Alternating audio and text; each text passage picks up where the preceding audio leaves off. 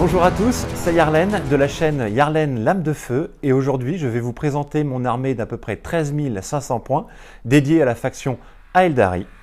C'est parti.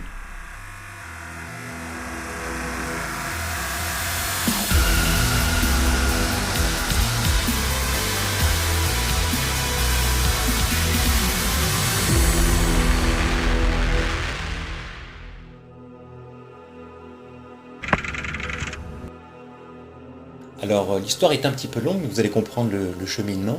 Ça a commencé lorsque j'avais 10 ans et que des voisins sont venus s'installer en face de la maison de mes parents. Donc ces voisins avaient 3 enfants et l'aîné avait 10 ans. Et j'ai fait sa connaissance parce qu'on allait au collège ensemble. Et un jour, j'ai été invité chez eux. Et là, il m'a présenté déjà sa collection L'œil noir, du jeu de rôle, tout simplement. Et surtout, sa boîte de Blood Bowl. Donc c'était la première édition. Alors plus tard, malheureusement, Loïc et ses parents ont déménagé. Mais j'ai continué à m'intéresser au hobby.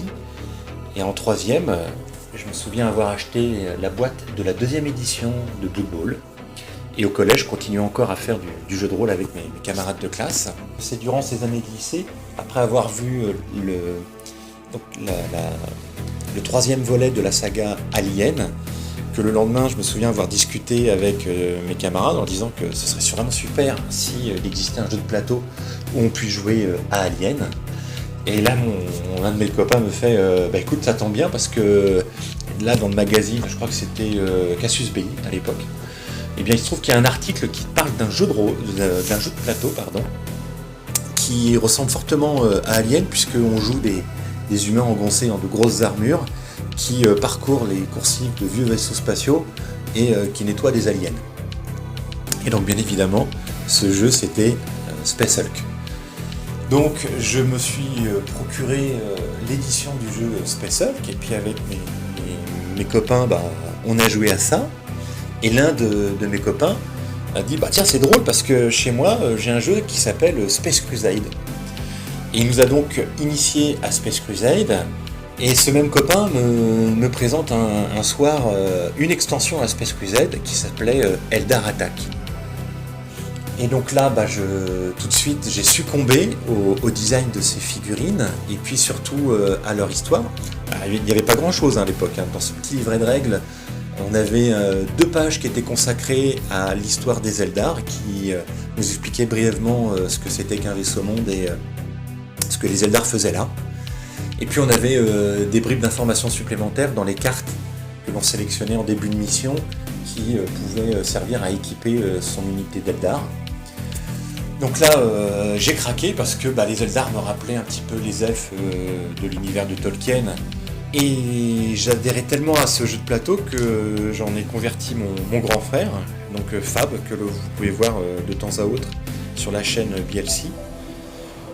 Et il se trouve que quelques mois plus tard, mon frangin me fait écoute frangin, faut que je te montre un truc. Et là il me sort la boîte de base de la deuxième édition de Warhammer 40 000. Il y avait également des photos, des figurines peintes par le studio Heavy Metal dans lequel on voyait la gamme d'Eldar qui existait à l'époque avec les figurines en métal. Et donc là c'était fini pour moi, j'avais succombé définitivement à l'attrait des Eldar. Et du coup quelques semaines plus tard, on est allé dans un centre hobby à Paris 6 acheter nos figurines. Donc lui il a opté pour les Space Marines et puis pour le chapitre des Space Wolves.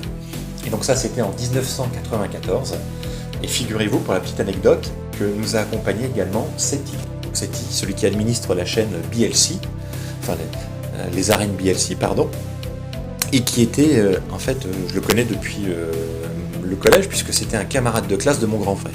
Donc voilà, depuis 1994 je joue principalement Eldar. Au niveau de son design, moi j'aime beaucoup les lignes élancées, gracieuses, dynamiques, et puis les lignes agressives également de leur vaisseau, leur véhicule. Mais c'est surtout avant tout le fluff qui m'a, donc l'historique de cette faction-là, qui fait que j'ai craqué. Le côté un peu dramatique, qui fait que ce soit une armée en voie d'extinction qui lutte désespérément pour sa survie, mais qui malgré tout ça a encore une supériorité technologique, leur couleur également, le fait qu'ils attachent également beaucoup d'importance à la vie sous toutes ses formes, et puis également leur côté un peu hautain, ce qui fait que tout le monde les déteste, mais moi ça me fait rigoler, le fait qu'ils prennent encore tous leurs adversaires de haut alors qu'ils sont en voie d'extinction, mais qui ont encore les moyens de pouvoir rivaliser et les tenir en échec. Et puis oui, il y a aussi ce côté martial que l'on retrouve dans les différents temples aspects de cette faction. J'ai également joué un peu Drukhari lors de la V3 quand ils sont sortis pour la première fois. Je les ai joués un petit peu en V8, j'ai rejoué en V9. Et puis avec également les Arlequins, depuis qu'ils sont sortis avec leurs figurines en plastique, je les joue de temps en temps. Au niveau de la peinture, en fait il faut savoir qu'au début, j'arrêtais pas de regarder les catalogues Games Workshop et puis les White Dwarf, et je m'extasiais devant les différents schémas de couleurs, que ce soit celui de Piettan, d'Ulsway ou encore de Seman. Ce qui fait que quand j'ai commencé à peindre cette armée-là, elle était un peu disparate puisque j'avais des unités des différents vaisseaux peintes aux couleurs des différents vaisseaux mondes. En 2006, lorsque Games Workshop a sorti le supplément Apocalypse et que j'ai vu ces doubles pages de photos de différentes armées, mais qui étaient toutes en fait homogènes dans leur schéma de couleurs, je me suis dit qu'il serait temps que moi aussi je m'y mette et que j'ai une armée qui ressemble vraiment à quelque chose et qui ait une cohérence. Donc j'ai pris mon courage à deux mains et j'ai décidé, avec un peu la larme à l'œil, de vendre les différentes figurines que j'avais peintes aux couleurs des différents vaisseaux mondes et de me faire mon propre vaisseau monde. Il se trouve que mon grand frère m'avait peint un Falcon, et ce Falcon était aux couleurs bleu et blanc. Et du coup, je me suis dit que ce serait ça, mon schéma de couleurs dorénavant. Et donc depuis 2006, je me suis attelé à peindre une armée Eldar au schéma de couleurs bleu et blanc, que vous avez pu voir maintenant sur différents rapports de bataille de ma chaîne. Et puis au fil du temps, comme j'ai progressé également en peinture, mon armée a elle aussi gagné en richesse et en qualité. Et à tel point que certaines de mes figurines que vous pouvez voir maintenant, avec une dominante de blanc, vont être petit à petit repeintes pour avoir un peu plus de cohérence encore. Ma troisième figurine, quelque part, est assez logique puisqu'il s'agit de mon Titan Fantôme, donc la plus grosse pièce Eldar réalisée par Forge World, qui a été la figurine qui m'a pris le plus de temps en termes d'heures. Voilà, il faut savoir que tous les freehands que vous voyez, aussi bien sur les épaules que sur les jambes, m'ont pris entre 1h30 et 3 heures de réalisation, qu'il a plus de 300 gemmes. Voilà, je me suis amusé à toutes les compter, même celles qu'il y a dans le cockpit à l'intérieur quand vous voyez le personnage. Donc voilà, plus de 300 gemmes à peindre. Donc vous comprendrez que ça prend beaucoup de temps, plus également tout le travail sur les arêtes, le bord des rainures. Donc voilà, une figurine là aussi que j'ai à chaque fois un grand plaisir à sortir, même si c'est pas souvent, c'est en moyenne une fois par an pour les parties de type Apocalypse. Mais voilà, ça reste une de mes figurines favorites, parce que l'air de rien, quand vous la posez sur le champ de bataille, elle en impose, et c'est à l'heure actuelle la figurine la plus grande en termes de hauteur, produite là aussi par Forge World. Puis après, je compterai quand même en quatrième figurine l'avatar de Kain. Alors l'avatar de Kain, c'est mon frère qui l'a peint il y a ça plus de 20 ans pour me l'offrir lors d'un Noël. La seule chose que j'ai peinte, c'est la coiffe, j'ai repeinte pour qu'elle soit aux couleurs de mon vaisseau monde, et puis le socle. J'ai commencé à peindre un avatar de Forge World, mais je me suis arrêté parce que je me dis que il est fort probable que l'année prochaine on ait un codex Eldar qui sorte, et je ne serais pas surpris qu'il soit accompagné de nouvelles figurines en plastique, parce que là il faut savoir que un certain nombre des figurines de la gamme Eldar sont les plus anciennes à l'heure actuelle, puisqu'elles datent de 1994. Je vous laisse calculer le nombre d'années qu'elles ont. Donc il y a fort à parier que Games Workshop vont les refaire en plastique, tout comme ils ont déjà commencé en fait à le refaire avec la nouvelle figurine de Gemzar et des Banshee. Donc voilà, j'espère qu'on aura un nouvel avatar en plastique et avec lequel je pourrai me régaler en termes de peinture. La deuxième figurine que je mentionnerai, c'est le Shadow Spectre.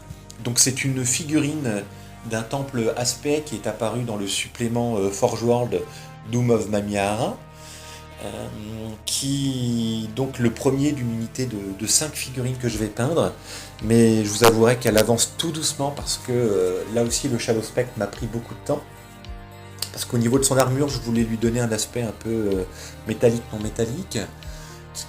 À cela il faut rajouter le travail d'OSL, les freehand, les battle damage, le drapé, et puis en plus le socle sur lequel il est positionné, voilà, qui n'est pas un simple socle puisqu'on y a ce rocher sur lequel il s'appuie.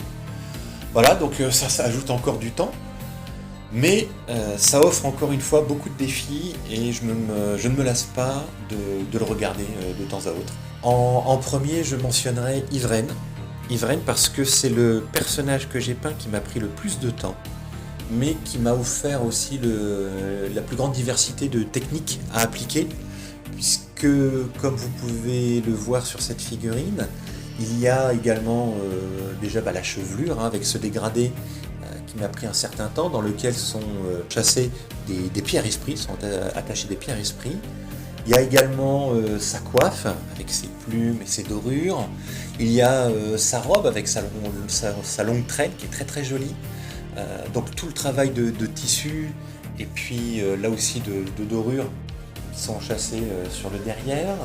Son costume, le visage aussi qui m'a demandé un certain temps parce que je voulais retranscrire une certaine dureté dans son visage, parce que Yvraine elle respire pas la joie, c'est le héros d'une divinité Eldar, donc du dieu des morts, Inéad. Et puis il y avait aussi également les marquages, les tatouages, donc tous ces petits freehand délicats. C'était pas évident, mais je suis assez satisfait du rendu. Et il y a également son familier, le Gyrinx, donc ce félin, qui là aussi demandé un petit peu de travail sur la texture des poils. Un personnage qui m'a pris beaucoup de temps, mais qui m'a donné beaucoup de plaisir et de satisfaction parce qu'il fallait traiter différentes textures. La troisième unité que je mentionnerai, c'est le Crimson Hunter Exarch.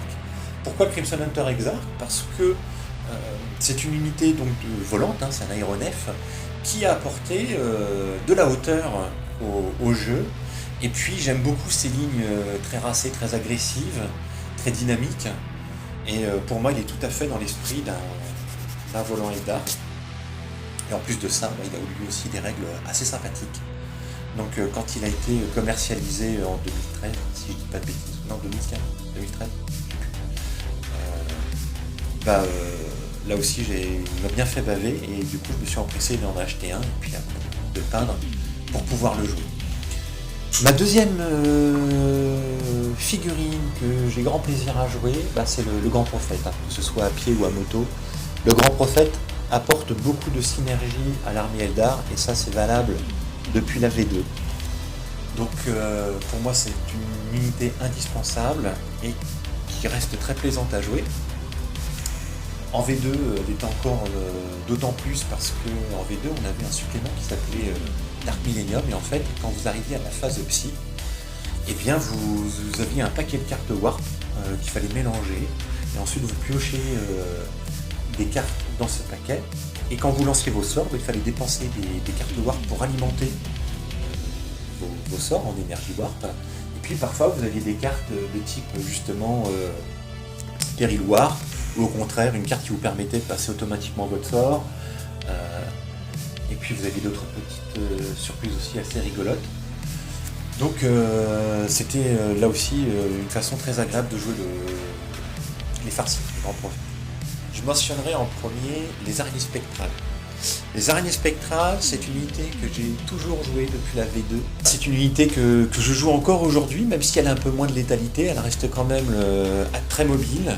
Et surtout, c'est une unité peu coûteuse qui permet facilement de réaliser un des objectifs secondaires qui est donc déployer les brouilleurs.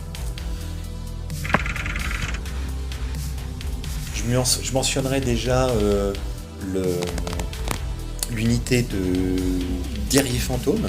J'ai commencé à peindre donc un premier guerrier fantôme avec hache et bouclier, mais je vais m'empresser de finir de peindre cette unité-là pour pouvoir la jouer notamment en tournoi par exemple. J'ai également un Spirit Seer qui attend pour les accompagner. Comme vous avez pu le voir, j'ai aussi une unité de Shadow Spectre qu'il va falloir que je termine. Là, en ce moment, je suis en train de peindre l'exarque de l'unité de Shadow Spectre. Et puis parallèlement à ça, j'ai continué à peindre ma faction Harlequin. Donc j'ai un certain nombre d'unités qui sont en cours de façon à pouvoir atteindre 1000 points. Et puis j'ai aussi cette figurine de Ambul, donc qui est disponible dans la boîte Blackstone Fortress, puisque il faut savoir qu'au club j'anime une campagne Blackstone Fortress. Et puis pour pouvoir faire jouer mes joueurs, il faut bien que je leur mette des ennemis dignes de ce nom. Donc voilà, le Ambul va être l'une des prochaines figurines qu'ils auront affrontées pour jouer justement la campagne du supplément effroyable Ambul. Alors au niveau du transport de figurines, alors qu'est-ce que j'utilise ? Beaucoup de rangement, beaucoup de mousse de rangement. Il faut savoir que j'ai un certain nombre de mousses de rangement que j'ai achetées il y a au moins une quinzaine d'années de ça, qui était produite par une entreprise anglaise, mais je crois qu'elle n'existe plus aujourd'hui, qui proposait des mousses de rangement pour les différentes factions de Warhammer 40 000. Et il faut savoir que celles qu'ils ont designées pour les Eldar étaient vraiment pratiques et parfaites. Et elles me servent encore aujourd'hui, puisque elles ont été conçues de manière à ce que vous ayez des emplacements dédiés spécialement pour vos véhicules tels que le Serpent ou Falcon, d'autres spécialement conçus pour y mettre les marcheurs ou les Vipers, et d'autres encore pour y mettre vos figurines telles que les Motojets, les Seigneurs Fantômes, ou encore vos figurines d'infanterie de grande taille comme les Banshee par exemple. Voilà. Et puis depuis que mon armée s'est agrandie, j'ai complété ces mousses de rangement avec également des mallettes de transport de Games Workshop.